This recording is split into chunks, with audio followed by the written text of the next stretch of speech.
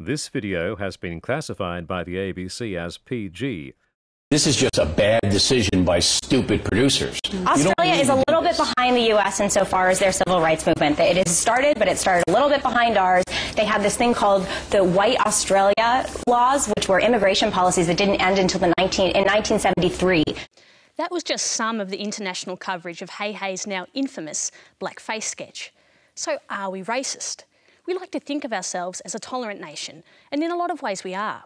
Here's how Kevin Rudd described us in Parliament back in June.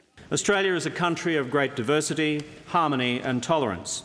We are a multicultural nation and we respect and embrace diversity. That may be true, but it's not that simple. It's also true that you don't have to scratch too far below the surface or even leave the mainstream to find some pretty intolerant and offensive attitudes. Have a listen to what these people have to say about Muslims. Please, let's dispense with the crap about how diversity is so good for us. Well, the fact is that individual Muslims can justify their violent jihad by interpreting the Quran how it suits them. That religion has a genetic defect. Even if they look cool and drink and go to clubs, you can never trust them. I have an idea, and I'm not putting it out there as a joke, but a serious way to combat Islamic terrorism.